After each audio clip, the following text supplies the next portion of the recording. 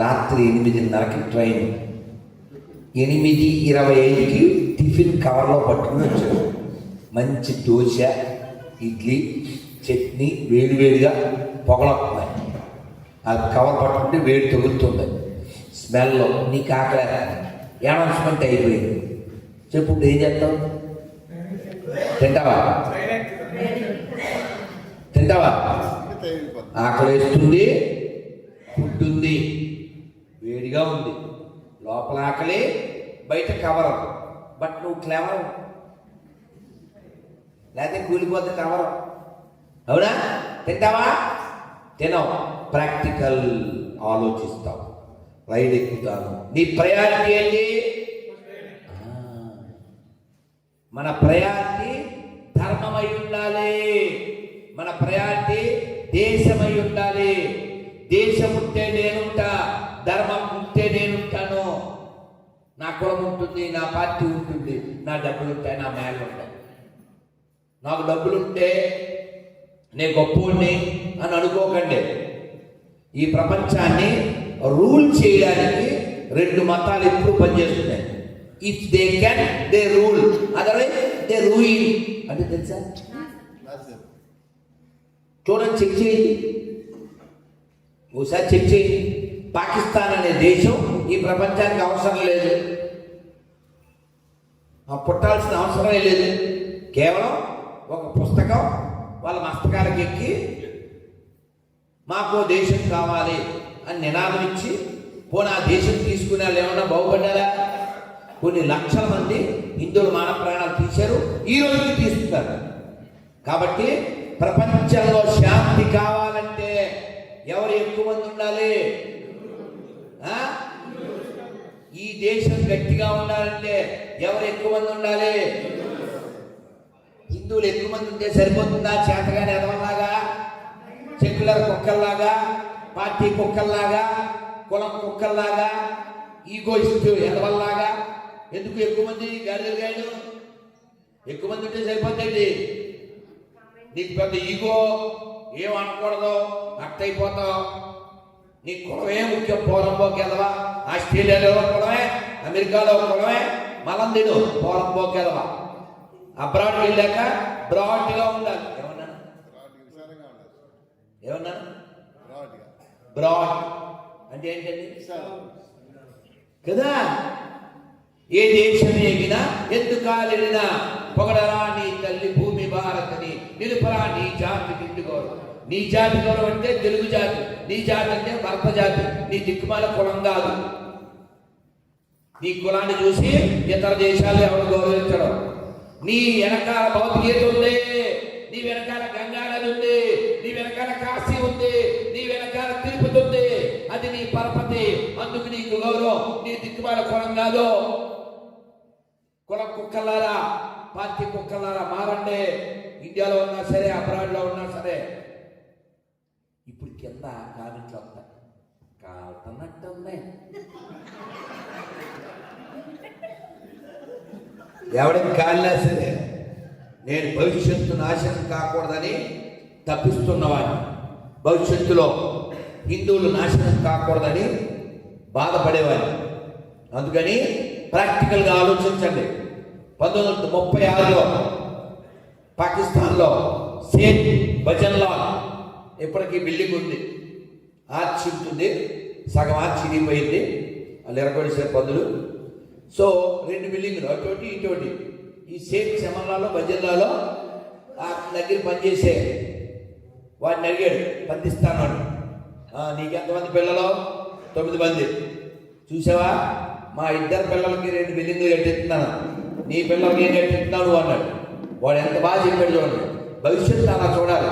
వాడు అన్నాడు, అతని దగ్గర పనిచేసేవాడు, మాకెందుకు సార్ కట్టించడం, కరాచీలో ఒక షేట్ కట్టిస్తున్నాడు బిల్డింగ్లు, లాహోర్లో ఇంకో షేట్ కట్టిస్తున్నాడు, రావల్పిండిలో ఇంకో షేట్ కట్టిస్తున్నాడు, పెషావర్లో ఇంకో షేట్ కట్టిస్తున్నాడు, ఇక్కడ నువ్వు కట్టించావు, ఇవన్నీ మావే కదా అన్నాడు. వాడు అన్నమాట నిజమైందా లేదా? 36 వాడు మావే అన్నాడు, 47 వాడికి అయిపోయా లేవా? వాడి కూతురు, వాడి పిల్లం అందరూ వాడి చేత మింగబడ్డారు లేదా? అన్ని మతాలు సమానమైన కుక్కలారా. రేపొద్దున నీ పిల్లల బతికిదే, నీ కొంప వాడిదే, నీ పిల్లం వాడిదే, వాళ్ళ కింద నలగాల్సిందే. ఎంతమంది కిందో వాడు అమ్మేస్తాడు. అందుకని అన్ని మతాలు సమానం అన్నా అంటే వాడు దొంగ, వాడు లంగ, వాడిని తీసుకెళ్లి గోదావరిలో తర్వాత తెలుసు తెలియదు, తెలుసు కదండి.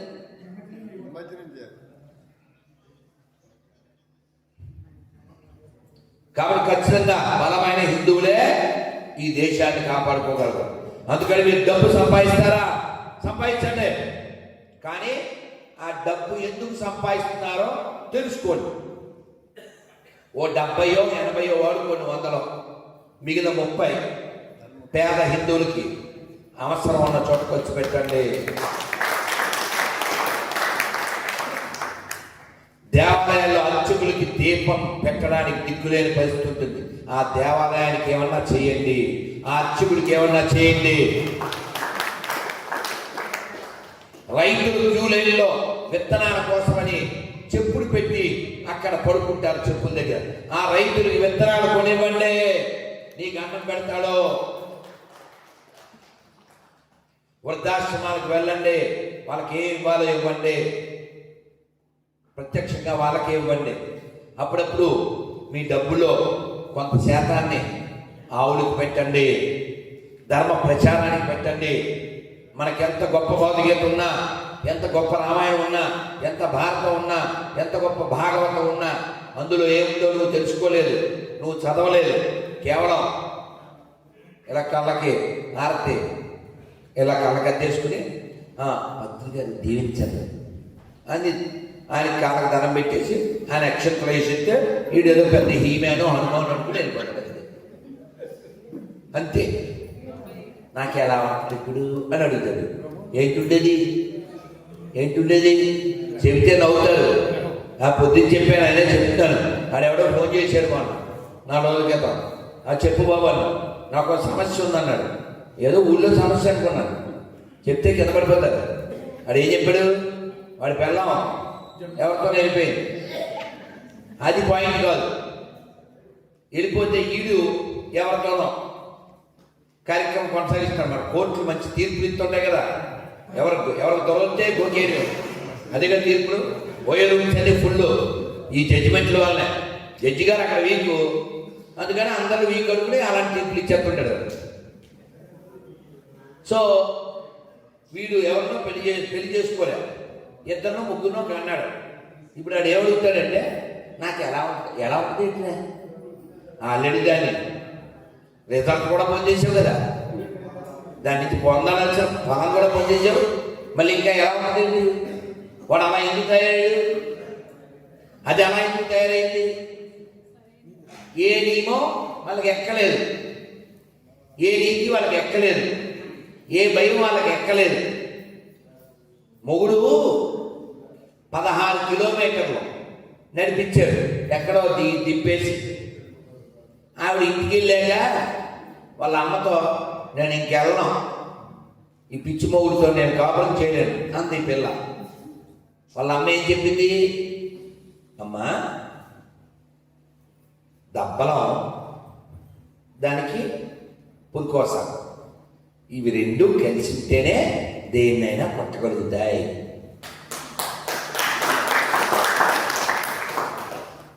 ఈ మాట ఎవరు చెప్పారంటే మా అమ్మమ్మ చెప్పింది. నాకెవరు చెప్పారు? మా పిన్ని చెప్పింది. ఏం చదువుకున్నట్టు మా అమ్మమ్మ 2 చదివిందో 3 చదివిందో కదా, అప్పుడు వాళ్ళకి జ్ఞానం ఉండేది. ఇప్పుడు వచ్చాయి ఏంటి వచ్చింది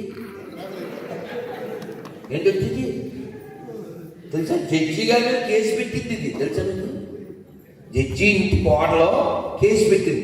ఏం కేసు తెలుసా? సార్, నేను అసలు ఇంట్లో అన్నం కలుపుని కూడా తినలేదు, నన్ను హింసించేస్తున్నాను, నన్ను అన్నం వండమన్నారు. అన్నం వండమన్నారు. మరి హింస కదూ. చక్కగా స్విగ్గీలో జొమాటోలో టమాటో బాత్ ఆర్డర్ ఇచ్చి చక్కగా 3 రోజుల క్రితం అంది, వారం క్రితం అంది. ఆహా ఏమి రుచి, తినరా మరచి ఆపాసి పెంటని కదా. అలా దాన్ని మరి వంట చేయమంటే తప్పు కదా. మరి జడ్జి గారు జైల్లో ఉన్నారు తెలుసా మీకు? కాబట్టి మన వాళ్ళు ఎప్పుడూ చెప్పారు, ఎప్పుడైనా తెచ్చుకునేటప్పుడు తక్కువ డబ్బులు ఉండే ఇళ్ళల్లో తెచ్చుకోమన్నారు. తెలుసు ఎందుకని? వినయం ఉంటుంది, లేకపోతే ఇంట్లోనే పోయేదో ఉంటుంది. అందుకని పిల్లలకు చెప్పాలి. ఏం చెప్పాలి? అందరూ చెప్పండి ఒకసారి. కట్టు, గట్టిగా కట్టు, బొట్టు, జుట్టు, అప్పుడే ఇంటూ, లేకపోతే పట్టు. అదవుతుందా? పిల్లలకి ఏం చెప్పకుండా ఇప్పుడు మిమ్మల్ని ఓ పరిశీలన చేస్తాను. చెప్పండి, రామాయణంలో ఎన్ని కాండలు ఉన్నాయో నాకు తెలుసు అన్నో చేద్దాం. చెప్పద్దు. భాస్కర్ గారు ఎన్ని ఉన్నాయి? 7. ఒక్కడే బాగాడు, గట్టిగా చప్పట్లు కొట్టు. రైట్. 7 కాండలు ఉన్నాయని మీకు తెలియదు కాబట్టి అందులో 2 కాండల పేర్లు నేను చెప్పగలను. చేయండి. ఒరే రెడ్డి పర్లేదు. అమ్మ ముందున్న తల్లి చెప్పమ్మా.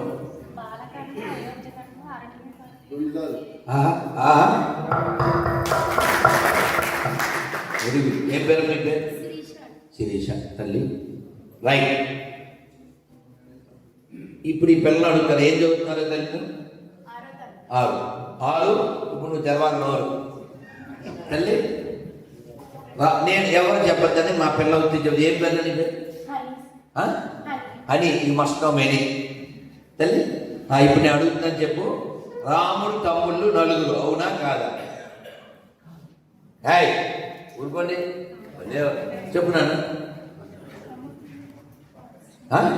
కదా? పోనీ ఎంతమంది చెప్పు. ఎవరు చెప్పకూడదు?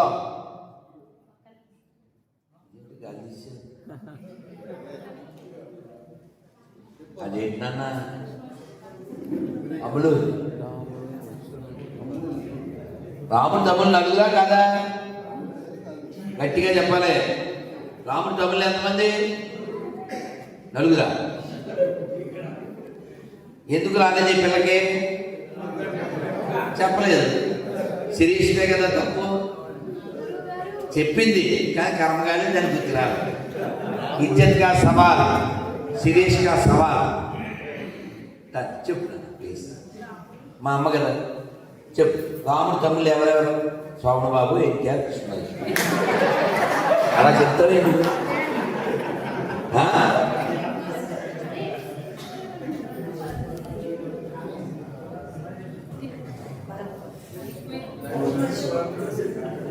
మనం నవ్వే లోపల స్లిప్ అందించారు. నువ్వు చెప్పు.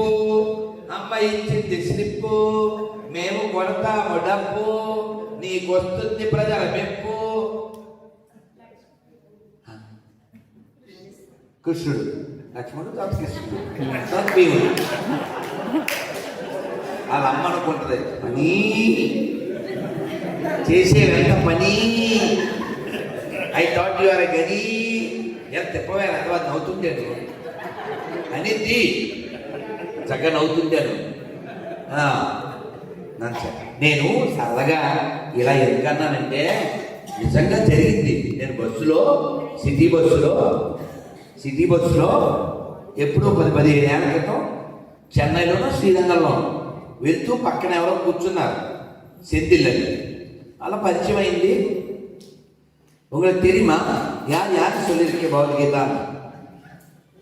யார் சொல்லியிருக்கே? எம்ஜி ராமச்சந்திரன், சிவாஜி கணேசன் சொல்லியிருக்கே.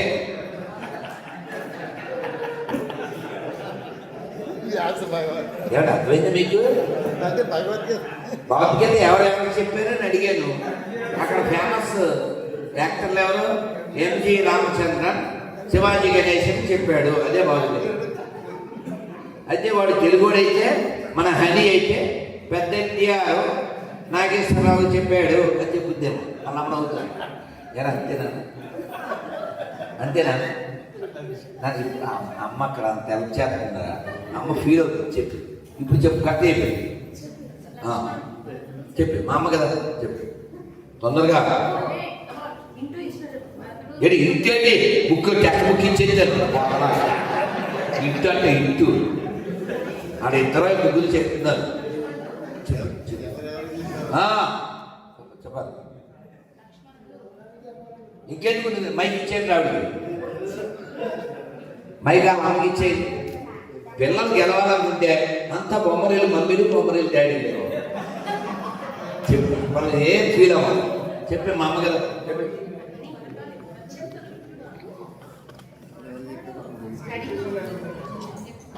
మనమే కదా చెప్తాను. తప్పు వచ్చినా లక్ష్మణుడు అది తిరగదు. మూడోది పర్లేదు బరువు పోతే అమ్మ ఫీల్ అవుతుంది. శత్రుఘ్నుడు ఏ పేరు అమ్మాయి కొట్టనమ్మ కష్టపడి బొమ్మరిల్లు అమ్మి హనీని నమ్మి దీనికి ఒక శిక్ష వేస్తామండి పిల్లకే అని నీకు ఒక శిక్ష వేస్తాను. మా బంగారు తల్లి కదా, ఇది డిసెంబరు చివరికి వచ్చాం. నువ్వు శ్రీరామనవమి టైంకి అంటే 3 నెలల పైన ఉంది. శ్రీరామం అంటే ఏప్రిల్లో వస్తుంది. 100 రోజులు టైం నీకు. 100 రోజుల్లో 100 ప్రశ్నలు రామాయణం ఇచ్చి నువ్వే సెలెక్ట్ చేసి 100 ప్రశ్నలకి నువ్వే ఆన్సర్ ఇవ్వాలి. అదవుతుందా?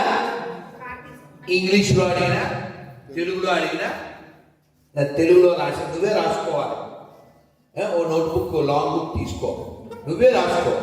అమ్మని అడుగు హెల్ప్, లేదా నన్ను అడుగు, లేదా భాస్కర్ గారు మీది ఊరేనా ఎవరినన్నా అడుగు, లేదా అడుగు ఆ తాతగారిని ఎవరినన్నా అడుగు. 100 క్వశ్చన్ నువ్వే.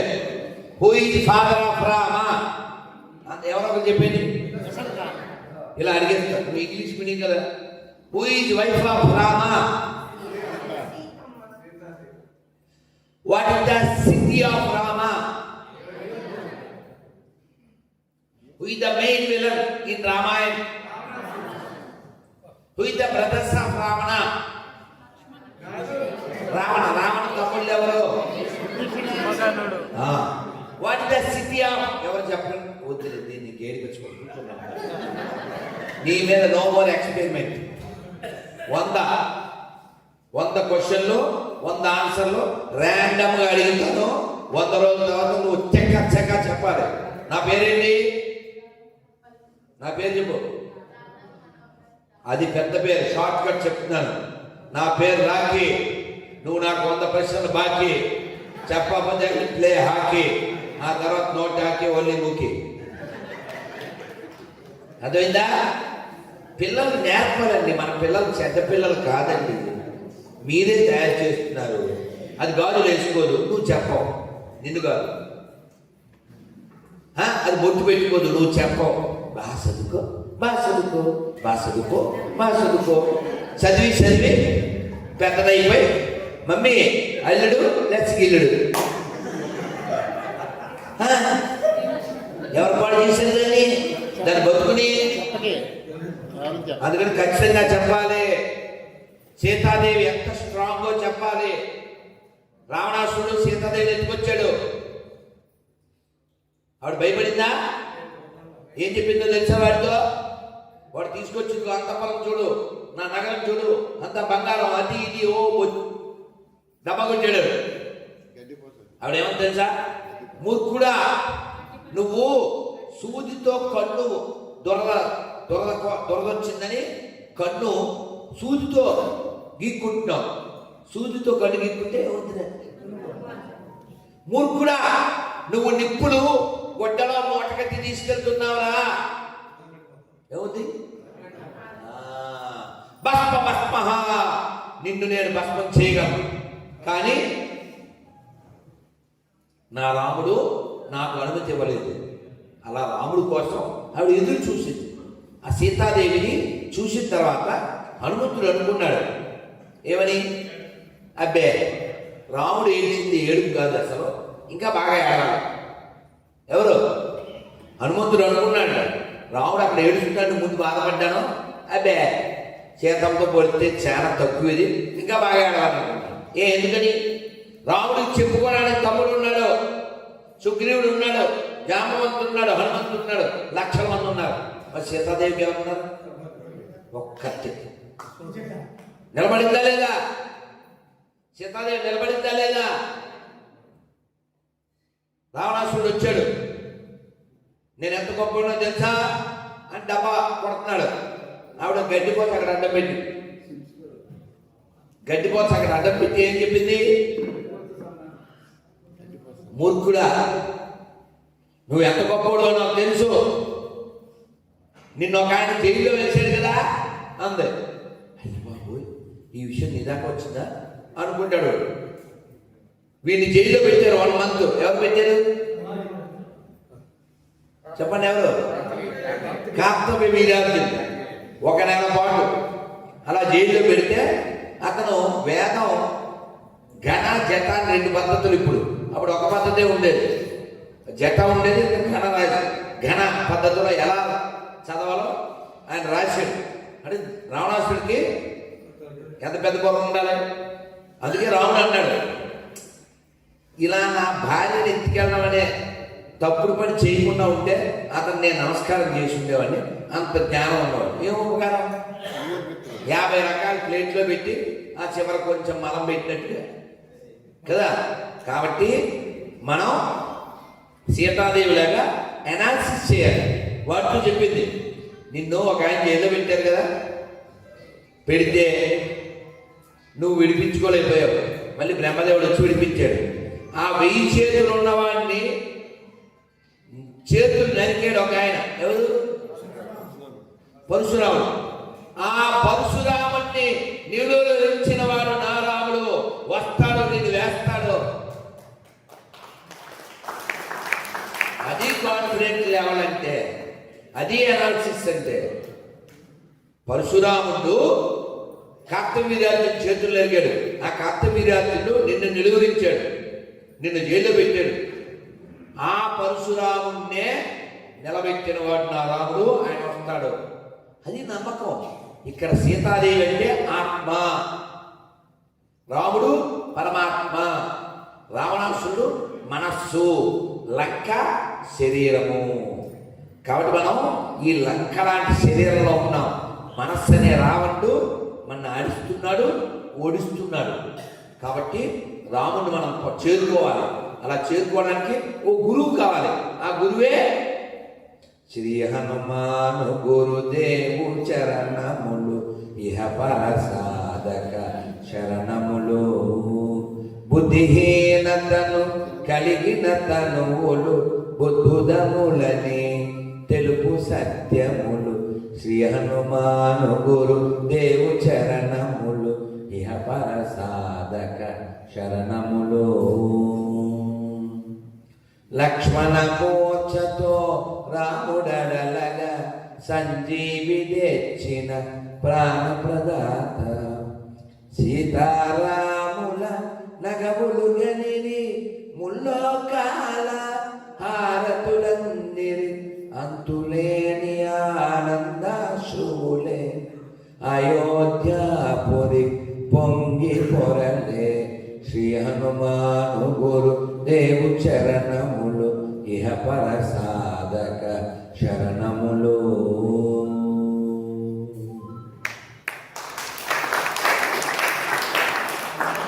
ఇలా ఆనందంగా పాడుకుంటూ ఉండాలి.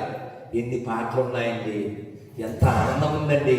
మనంతా పాండగ మార్చం చూసావా? కృష్ణుని ఎంత బాగా వర్ణిస్తారు. ఏం గుర్తొస్తుంది మనకి? అవునా? దాని ముందు పద్యం ఏంటి?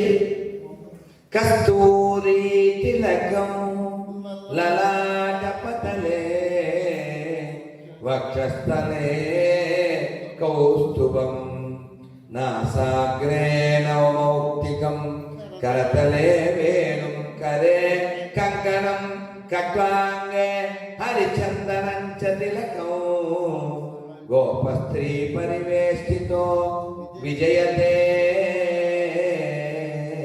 గోపాల చూడామణి. విజయతే గోపాల చూడామణి.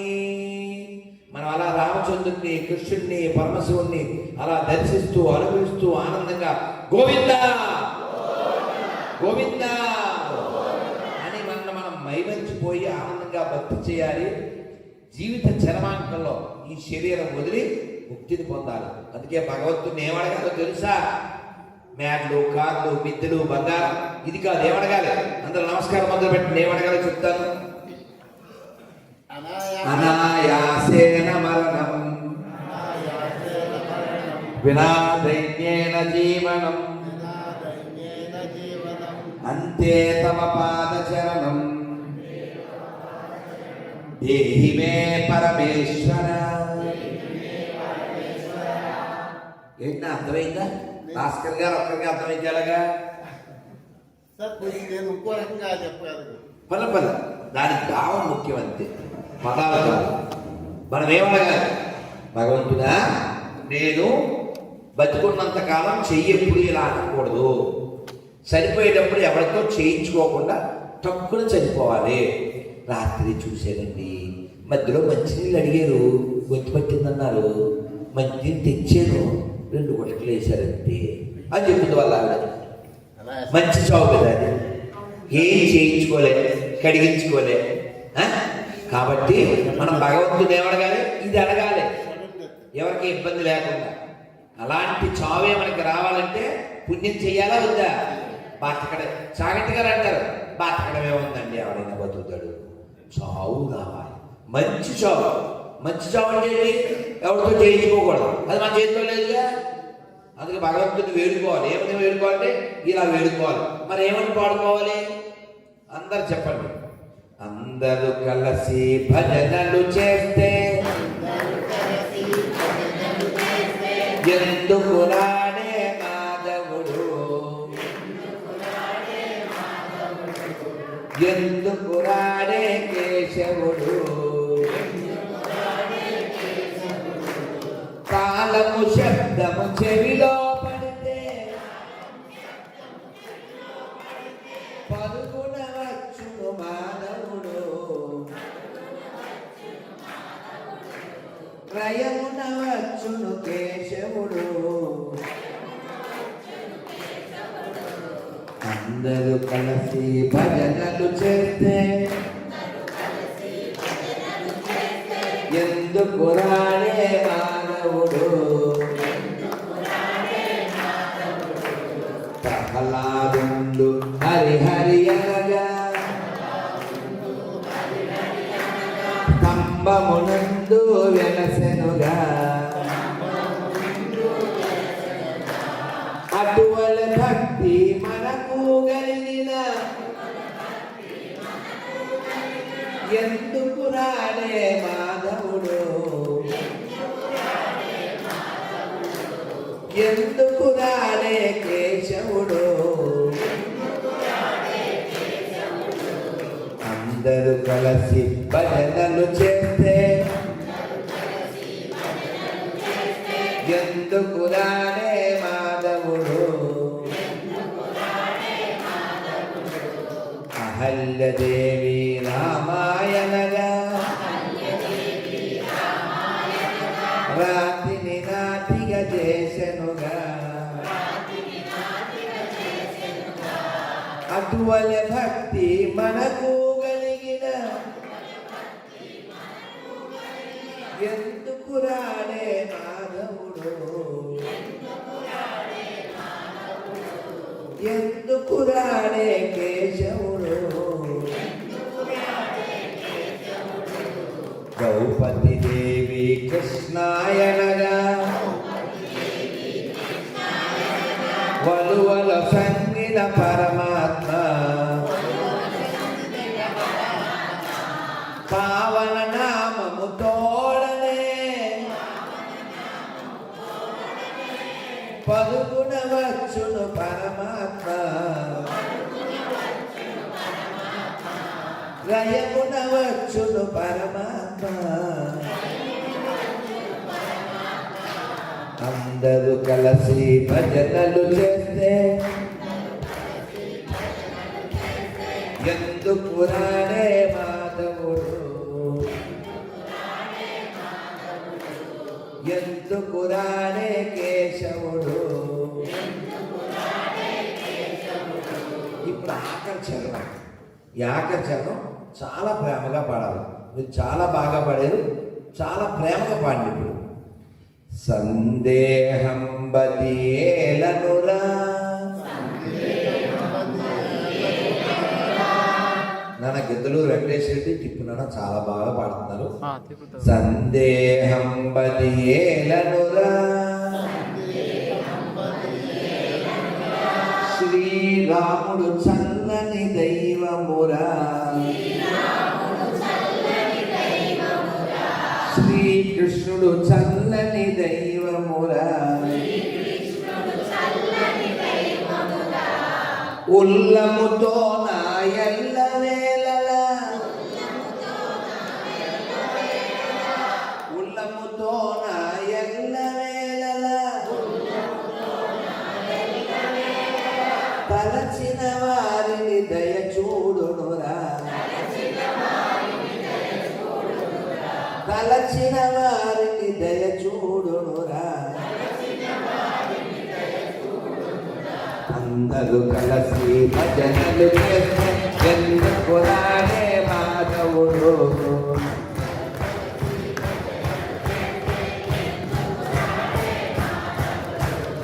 ఎందుకు రాడే కేశవుడు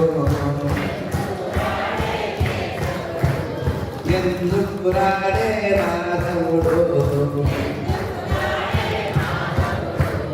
Hare Krishna Hare Krishna Krishna Krishna Hare Hare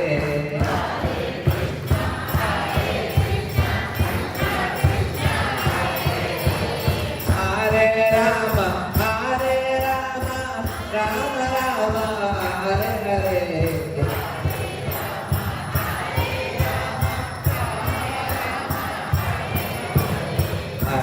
Hare Krishna, Krishna Krishna, Hare Hare, Hare Rama, Rama Hare Hare.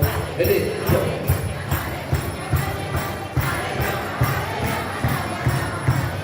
Hare Krishna, Krishna Krishna, Hare Hare, Hare Rama, Rama Hare Hare.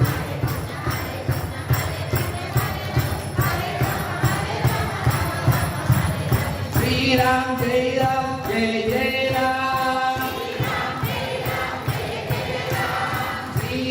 Jai Ram, Jai Jai Ram. Shri Ram, Jai Ram, Jai Jai Ram. Ram Lakshmana Janaki, Ram Lakshmana Janaki. Jai Bolo Hanuman ki, Jai Bolo Hanuman ki. Sitaram, Sitaram.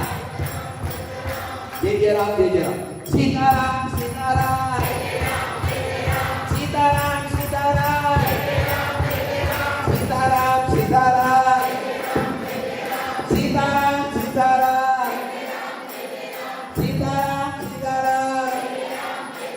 बोलो सीताराम चंद्रगुप्त भगवान की, लक्ष्मण स्वामी की, पवन सुत वीर हनुमान की, Kanwar coat भक्त वृंद की. बोलो सीताराम चंद्रगुप्त भगवान की. नमः पार्वती पदे हर हर महादेव. మీరు అద్భుతంగా భజన చేశారు. మీ భజన దెబ్బకి మీ హృదయాలు కదిలి మైక్ కూడా కదిలింది. మైకు ఇంత బాగా పనిచేసేలా చేసిన మైక్ సెట్ ఆయన పేరేంటి? గణేష్. గట్టిగా చాలా బాగుంది. కాబట్టి మనం అందరం ఇలా భజన చేసి లోపల ఆనందాన్ని పొందితే మనకి ప్రపంచం చాలా చిన్నదిగా కనబడుతుంది, చాలా ఆనందంగా కనబడుతుంది. ఇతరుల తప్పుల్ని క్షమించగలుగుతాం. అందుకని లోపల వైపు తిరగండి.